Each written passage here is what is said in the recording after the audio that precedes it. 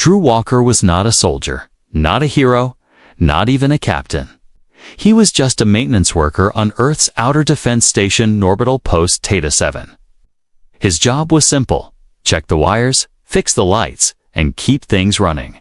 He liked the quiet, no noise, no bosses yelling, and no wars, just space and silence. But one mistake changed everything.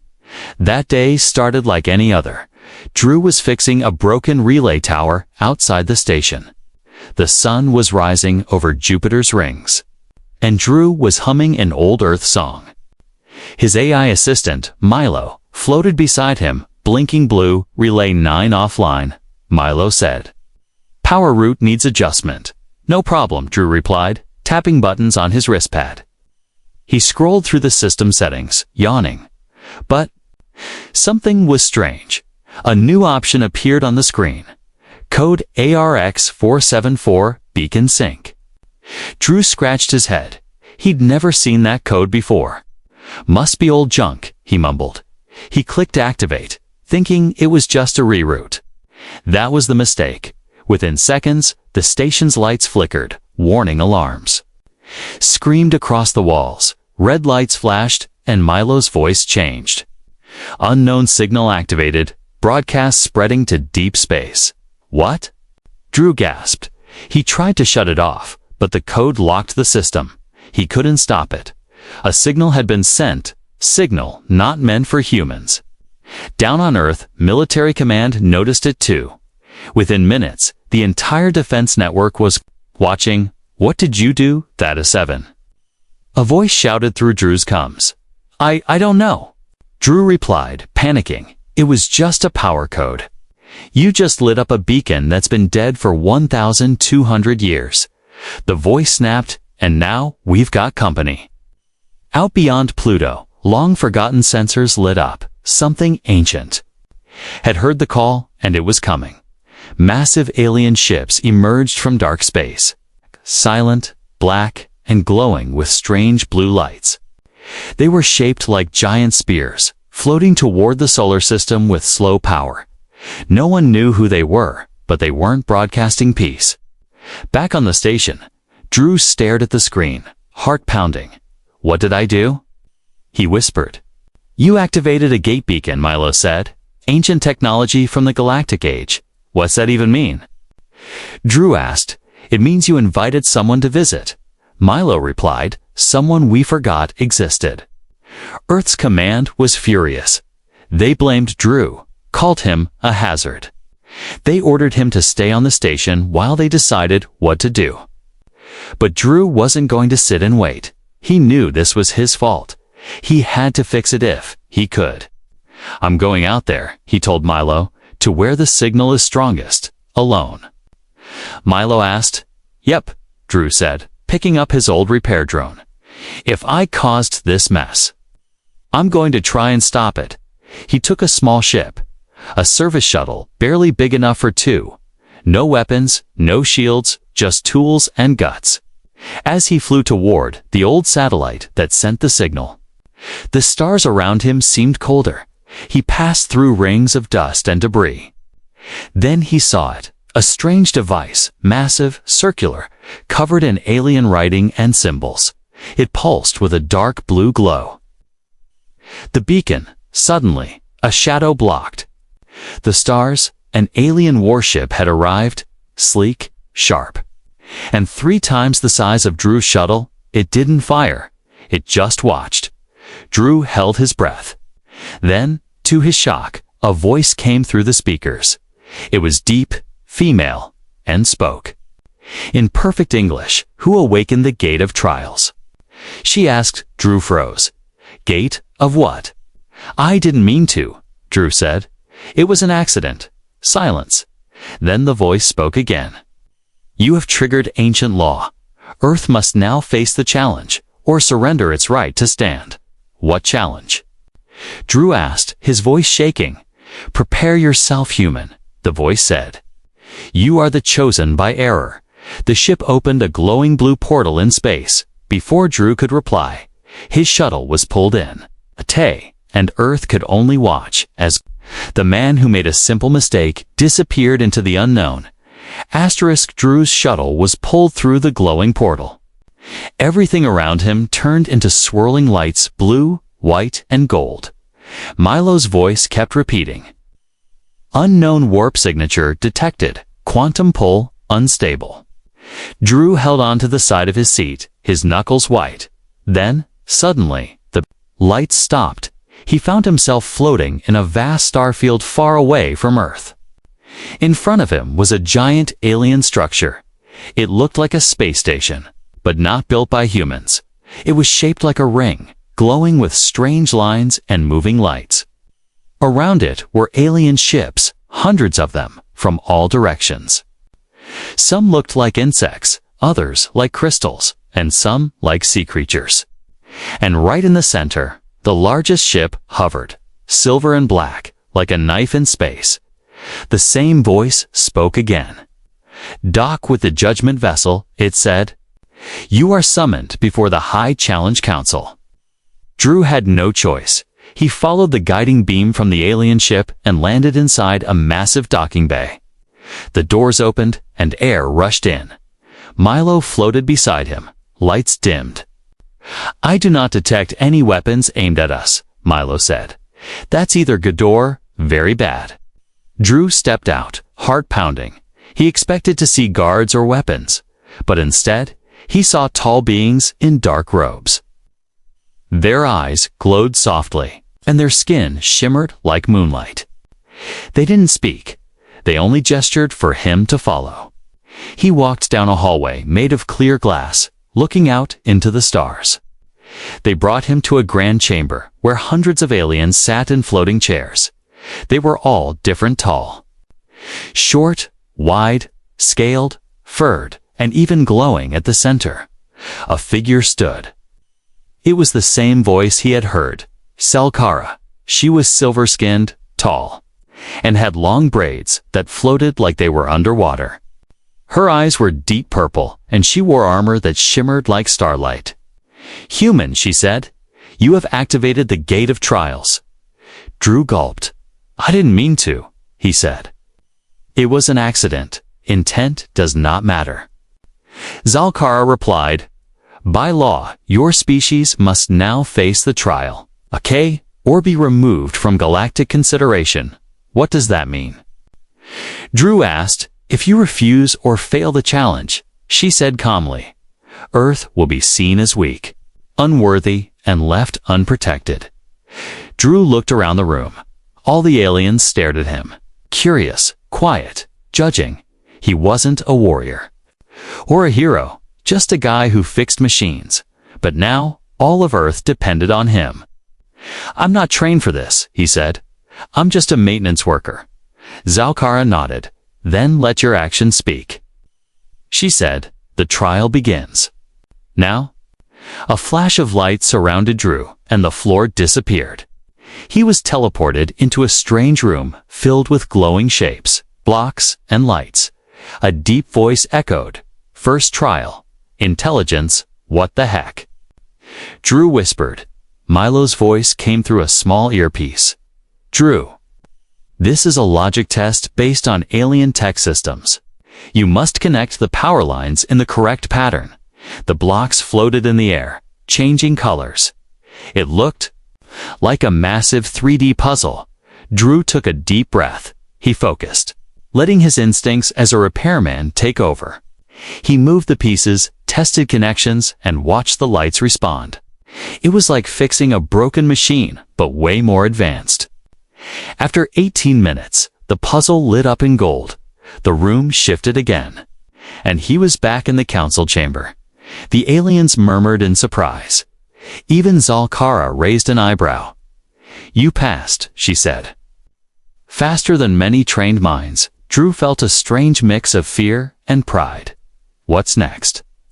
He asked. Zalkara turned to the council. The next trial is of strength. She said, but before that, you may rest. Drew was taken to a guest chamber aboard the judgment vessel. It was large, silent, and filled with lights that adjusted. To his heartbeat, he sat down, shaking. Milo, he whispered. "I don't think I can do this." "You already are," Milo replied softly.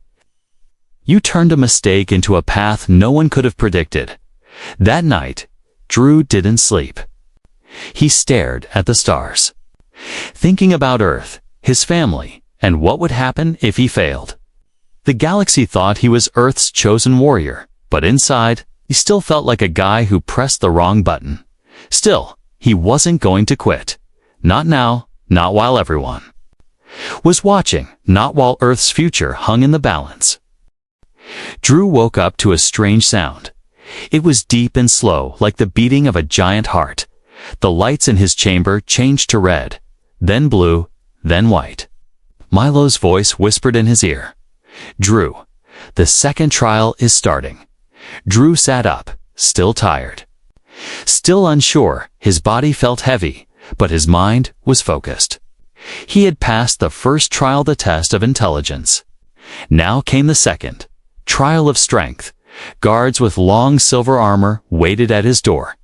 They said nothing, just pointed the way. Drew followed, heart pounding. The hallway opened into a giant arena. It was like a stadium, but floating in space. No ground, no roof, just a platform surrounded by thousands of alien spectators. They floated in ships, domes, and energy bubbles, all watching. The crowd was silent, curious. This was not a game for them. It was history. Zelkara stood at the center, tall and calm. She turned to the audience, her voice ringing clear. "By ancient law, the chosen of Earth shall face the trial of strength. If he falls, Earth loses its place among the protected." Drew stepped forward, trying not to show fear. He had no weapons, no armor, just a light suit and a small toolkit on his belt. From the far side, the challenger stepped out, a giant. At least 10 feet tall, his skin was made of dark stone, and glowing lines moved across his body. The crowd cheered. This was Roctel, champion of the crack species. He had never lost a trial. Drew whispered to Milo, "What do I do?" "I can't fight that," Milo replied calmly. "Use what you know, not what you lack." Zalkra raised her hand. "Begin." Roctal charged like a mountain on legs. Drew jumped aside, barely missing a crushing blow. The platform shook under the impact. Drew rolled, stood, and ran fast. He couldn't match strength, but he could move. He dodged another strike, then another. He noticed the cracks in the platform and the sparks from energy nodes nearby. An idea sparked in his mind. He reached into his toolkit and pulled out a detonator. He slid behind a glowing pillar, planted the device, and ran again. Rockdoll followed, slow but powerful. Drew led him toward the trap. As the giant stepped near the pillar, Drew hit the trigger. A flash of blue light burst out, disrupting the energy node. The floor under Rockdoll glowed red and broke slightly. The giant stumbled. Roaring, Drew didn't stop. He grabbed a coil of magnetic wire from his belt and swung it around the giant's legs. The coil locked onto the metal in Rockdoll's boots. Slowing him down with quick hands, Drew climbed the back of the giant and placed a second device, an overload chip. It shocked the stone skin, sending waves of energy through Rockdoll's body. The giant froze, shaking, then fell with a thunderous crash. Silence, then cheering. Aliens from across the galaxy clapped, buzzed, and howled. Zalkara stepped forward, nodding. "Victory," she said. "Through invention, not destruction." Drew stood there, chest rising and falling. He was tired, bruised, and sweating, but he had won. Not with fists, but with tools. He looked up at the crowd for the first time. He saw not doubt, but respect back on Earth. Millions were watching the live transmission. People in offices, homes, and command centers stared in shock. A maintenance worker, a man with no rank, had beaten the galaxy's strongest warrior. Earth's leaders who once wanted to remove Drew now praised him.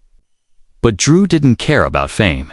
He just wanted to protect home. Later, in his chamber, Zalkar visited him. She looked at him differently now. "You are not what I expected." "Human," she said. "Neither was I," Drew replied, wiping his forehead. "You used mind and machine." She said, "A rare balance." Drew looked out at the stars. "What's the next trial?" he asked. Zalkara's eyes narrowed. "The trial of spirit," she said. "The hardest one." As she left, Milo floated closer. "She believes in you now," the AI said. "I don't need her belief." Drew whispered, "I need a way to win." He stared at his toolkit. At the simple tools that helped him survive. He wasn't strong or brave or trained. But he could think, he could adapt, and sometimes that was enough to become a legend. Asterisk after the second trial. Drew became a name known across the stars. Aliens, who once doubted him now whispered his name with respect. Fixer of fate, they called him. He had beaten Roctal, the undefeated champion, not with fists, but with clever thinking. But not everyone was cheering for Drew. Far away, on Earth, inside the command center beneath the Atlantic base, voices were angry. "He's not trained," said General Rollins, pounding his fist. He was a janitor with a toolbox. "But he's winning," replied a science officer. Rollins didn't care. He saw Drew as a mistake. And mistakes, he believed, must be cleaned up. "We have a plan," Rollins said. Turning to the dark screen, "Send Agent Slate back on." The alien station. Drew rested in his chamber. His body ached from the last fight, and his mind was tired. He sat quietly, watching small sparks dance in the air from the alien lighting. Milo floated beside him, calm but alert. "Your next trial begins in 12 hours, the AI said. "Trial of spirit," Drew sighed. "Why does that one scare me the most?" "Because it cannot be fixed with tools," Milo replied. "It tests your soul just then." The chamber door beeped. Someone was outside. Drew stood up, ready. The door opened, and a woman stepped in tall. Dark-haired, wearing an Earth Command uniform. "Agent Maya Slate," she said, holding out her hand. "I've been sent by Earth Command to assist you." Drew looked confused. "I didn't request help." "Didn't have to," she said smoothly. "They thought you might need someone trained for more serious threats." Milo hovered closer, scanning quietly. Drew nodded slowly but stayed cautious. Something didn't feel right. Later that night, as Drew prepared for the next trial, Maya offered him a drink, a little energy booster. She smiled. Drew took it but didn't drink. He noticed the strange smell, bitter, like chemicals. Quietly, he slipped the cup into Milo's analysis slot. Seconds later, Milo blinked red. "Warning," the AI whispered. "Toxin detected, mild but designed to weaken muscles." Drew's heart sank. He looked at Maya, who was pretending to adjust her wristband. She wasn't here to help. She was here to make him fail. He stayed calm. He needed to know more. "So, what happens if I lose the next trial?" Drew asked casually. Maya smiled without looking up. "Well, Earth's spot in the galactic system is cancelled," she said. "No defense, no trade, no allies." "Sounds like a big win for our enemies," Drew replied, watching her eyes. She blinked slowly, then said, "Not if Earth becomes the new power alone." That was it. She didn't want Earth to join the galaxy. She wanted it to rule alone. And if Drew passed the trials, the Council might become allies, not rivals. He stood up, slowly walking toward her. "You tried to poison me," he said, voice low. "Why?" She didn't deny it. "Because you're not supposed to be the hero," she said. "You're a repairman who got lucky. And luck can't lead Earth." Just then, the door opened. Zalkara stood there, tall and silent. She had come to check on Drew but had heard everything. Maya turned pale. Zalkara stepped forward. Looking straight at the agent, "You bring poison to our sacred halls," she said coldly. "This is not strength, it is fear." Guards entered and took Maya away. Drew stood still, his hands shaking not from fear, but from anger. He almost lost everything again because of someone from his own planet. Zalkara looked at Drew. You knew she was a threat. I didn't know for sure, Drew said, but I trusted my gut. You're learning, she said quietly. But there is still more to face. Later that night, Drew sat alone. He looked out the window at the stars, wondering how many more people might try to stop him. Not just aliens, but humans, his own kind. He didn't know who to trust, except Milo and maybe Zalkara. The voice of the council echoed through the ship's broadcast system. Trial of spirit begins at dawn. Drew clenched his fist. He had survived betrayal. Now he would face himself. No tools, no tricks, just heart. And that, he feared, would be the hardest trial yet. Drew stood alone on a stone platform, floating in the middle of a strange alien space. There were no guards, no audience, no cameras, only silence. A pale blue mist moved across the ground like fog. Above him, stars shifted slowly, as if watching this.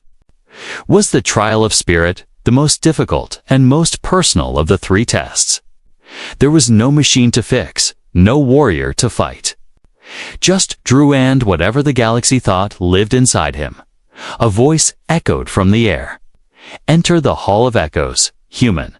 A doorway appeared in front of him, glowing with white light. Drew stepped through without a word. Inside, he found a long corridor lined with floating mirrors. Each mirror reflected not his body, but moments from his past. He saw himself back in his childhood home, watching his father walk out the door. He saw himself as a young worker, fixing broken vents while others got promotions. He saw himself in the shuttle the day he pressed the wrong button. His greatest mistake, the one that brought him here. Milo's voice spoke softly from his calm. This is not a fight, Drew. This is truth. One mirror changed suddenly. Inside it, Drew saw a version of himself in command uniform. Strong and respected. Then another version appeared, sick and broken, begging for help. Then another angry, shouting, destroying things with his tools. All of them were him, but different paths. A new voice echoed in the chamber. This is who you are and who you could be. Choose what to carry and what to leave behind. Drew walked forward. Slowly. He touched the mirror, showing the angry version, and it shattered into dust. He touched the mirror, showing himself weak, and it faded gently. He stopped at the mirror, showing his simple, kind self, quiet, calm. Trying to help, he nodded. This is the real me, he whispered. Suddenly, the room changed. The mirrors vanished. And Drew stood in a field of ash. Fires burned around him, and shapes moved in the smoke-twisted, sad, angry faces. These were the regrets of others, the pain of billions across the stars. A final test. The voice returned. Will you carry their pain, or walk away untouched? Drew knelt down, picked up a handful of ash, and closed his eyes. I won't walk away, he said softly. If I'm here to represent humanity, then I carry their pain too. That's what humans do. We try, even when it hurts. The ash turned to light in his hands. The fire faded, and the room grew quiet. Then a warm breeze passed through the space, and the stars above glowed brighter. The platform returned, and Zalkara appeared. I was standing across from him. She looked at him, not with her usual calm, but with something new. Respect. You have passed, she said. You faced your spirit and chose empathy over power. Drew stood tall, his hand still shaking slightly. Was that really a test? He asked. Zalkara nodded. For your kind, spirit is the root of survival. You are not the strongest, not the fastest, but your will, that is what carries you forward. She stepped closer. I have seen many champions from many worlds, she said, but none like you. Drew looked out into the stars. He didn't feel like a champion. He still felt like the man who made a mistake. But now, he understood something deeper. His mistake wasn't the end, was the beginning. Later, back in his chamber, Milo ran a quick health check. "You are stable," the AI said. "But I detect high emotional levels." "I'm fine," Drew replied. Leaning back in his seat, just tired, he opened a message from Earth Command. It was short. "Good work. Continue. Do not fail." No thank you, no well done, just orders. Drew shook his head. They still don't get it. He said to Milo, "I'm not doing this for them anymore. I'm doing it for everyone else who doesn't get a voice." Zalkara appeared on the screen. "The council is impressed," she said. "But there is one final trial ahead. The trial of legacy." Legacy. Drew asked, "What does that mean?" "It means," she said quietly, "what mark will you leave when you are gone?" Drew leaned forward. Serious now. "I didn't ask for this," he said, "but if I'm going to finish it, I'll do it the human way." Drew stood on the balcony of the judgment vessel. Looking at the stars, they didn't shine the same anymore. Not because space had changed, but because he had. He had passed 3 trials that tested his body, mind, and spirit. He had earned respect, fear, and even a few quiet cheers from alien species who once saw humans as insects. But now, something felt different. Zalkara had gone quiet since the last trial. Milo was scanning the ship silently, and Drew's instincts told him something was being hidden. "Legacy trial," he whispered. "What does it really mean?" Milo blinked. Blue lights circling its core. "I've been analyzing ancient signals inside the station's data," the AI said. "There are files here older than the council itself, hidden." Drew asked. "Not hidden," Milo said. "Just buried." A soft beep came from Drew's wristband. Zalkara was calling. Her face appeared calm but more serious than ever. "We need to talk," she said. Minutes later, they met in a quiet chamber filled with floating crystals and golden lights. Zalkara did not wear her usual armor. She looked different, less like a warrior, more like a teacher. "There's something I must show you," she said. She waved her hand, and the crystals lit up, showing an image of a massive star system filled with ruins. "This is the home of the ancients," she said. "The first race to rule the galaxy." Drew watched as giant machines moved across alien worlds. Creatures of light and thought built temples, ships, and gates that spanned thousands of light years.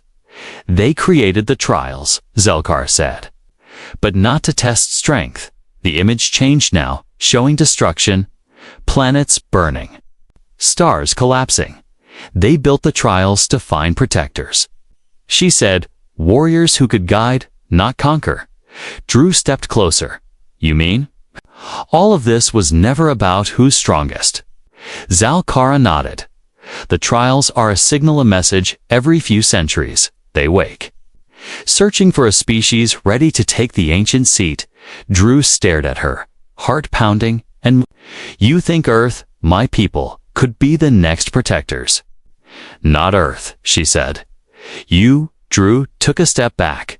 No, I'm just a man who pressed the wrong button." "Exactly," she said, her eyes calm. "You did not come seeking power. You stumbled in and chose to rise." Milo floated between them, scanning. "The final trial is not a challenge," it said. "It is a key." Zalkara turned, raising her hand. A hidden door opened behind the chamber, revealing a dark hallway. "You will enter the vault of choice," she said. "You will be offered the legacy of the ancients. If you take it, Earth becomes a guardian world. If you refuse, the galaxy resets and waits another 1,000 years. Drew felt dizzy. So, all this time, the council, the trials, the fighting it, was all just a test from the past. Zalkara nodded. "Yes, and only one species can be chosen each age. But why didn't anyone tell me?" he asked. "Because those who know often try to control the outcome. She replied, but you. We needed someone real. Drew walked into the hallway. It was cold, silent, and deep. He felt the air change, the walls glowing faintly as he passed. At the end, he found a circular room. In the center stood a console with ancient symbols. A voice, not from a speaker, but from inside his head, spoke gently. You have reached the end. You may accept the mantle or walk away. Drew looked down at the console. All he had to do was place his hand on the center symbol. He could give Earth a place in the stars. He could become the first human to hold galactic power. But he also knew what that meant. Earth would be watched, followed, copied. They would become leaders in a galaxy not ready for peace. Was humanity truly ready? Milo's voice broke the silence. No one is ever ready, the AI said. But some are willing. Drew closed his eyes. He thought of Earth, not the leaders, not the armies. He thought of the kids playing in city streets, the farmers working. Quiet land. The people fixing broken machines just like him. He thought of second chances. And how mistakes can lead to something greater. He placed his hand on the console. A wave of light shot through the room. Stars lit up in patterns never seen before. The ancients had spoken. Drew Walker had accepted the legacy when he returned. To the council chamber, everyone stood. Zalkara bowed her head. The galaxy changes today, she said, because of a human who never wanted to be a legend. The stars were no longer silent. Across the galaxy, ancient signals pulsed to life. Worlds that had slept for centuries awakened. And at the center of it all stood Drew Walker, a human, a fixer, a man who made a mistake, but now he was more than that. He was the chosen one of the trials, the one who accepted the legacy of the ancients. His name echoed across thousands of alien languages. Drew Voke, the quiet flame, one race called him. Fixer of fate, said another, to Earth. He was simply Drew inside the council chamber. The final announcement was made. Zalkara stood before the galaxy's highest leaders, her voice clear and proud. Earth has passed, she said. The human species is now a guardian world. The crowd erupted in voices, some cheering, some unsure. Drew stood quietly, his hands behind his back. He didn't smile. He didn't raise his fists. He only watched. Remembering how it all began, one wrong button, one signal, one choice. Later that night, Drew sat alone in his chamber, looking out at the stars. Milo floated quietly beside him. You are now written in the ancient records, the AI said. You are the first human in 1,000 years to hold the mantle. I didn't ask for it, Drew replied softly. I know, said Milo. That's why it chose you. Zalkara entered the room dressed in formal robes. You will be returning to Earth tomorrow, she said. The galaxy expects an address. A speech? Drew laughed lightly. I'm not good with speeches. Then speak like a human, she replied. Speak with heart, he looked at her for a moment. You believed in me when others didn't. She stepped closer. No, she said. I watched you until I couldn't deny what I saw. You earned it the next day. Drew stood on a platform broadcast across the stars. His image reached Earth, the council worlds, and even systems long thought lost. People waited, curious, some doubtful, some amazed. Drew took a deep breath and spoke simply. I didn't plan this, he said. I didn't train for this or dream about it. I was just trying to fix something broken. He looked straight into the camera, and maybe that's what all of us are doing, trying to fix the things that are broken in ourselves. In our worlds, he paused. The galaxy doesn't need perfect beings, he continued. It needs those who are willing to try, even when it's hard, even when they're afraid. If my mistake brought me here, then maybe your small acts can do something big too. He stepped back. No dramatic ending, no big words, just truth. Back on Earth, People cried, cheered, or stood in silence. He wasn't a hero in shining armor. He was real, and that made all the difference. After the speech, Drew chose not to stay in the council's golden towers. He returned to Earth, not as a ruler, but as himself. The man with the toolbox, the quiet voice, the tired eyes. The legend who never wanted to be one. Children in schools studied his trials. Aliens began learning Earth's languages. Old enemies opened talks, hoping to understand humanity better. Years passed, but his story didn't fade. Every time someone made a mistake, people whispered, "Remember Drew, one mistake can change the stars." Zalkara visited Earth once each year. She and Drew walked the green hills outside his small home. They didn't talk much, but they didn't need to. They had already spoken enough with actions. One evening, Drew sat on his porch, fixing an old drone. A kid walked up, no older than 10. "Are you the guy who saved Earth?" the kid asked. Drew smiled gently. "No," he said. "I just pressed the wrong button and decided to fix what I started." The stars above him twinkled quietly, and somewhere out there, ancient beings watched in peace. Because a human by mistake had become their greatest champion.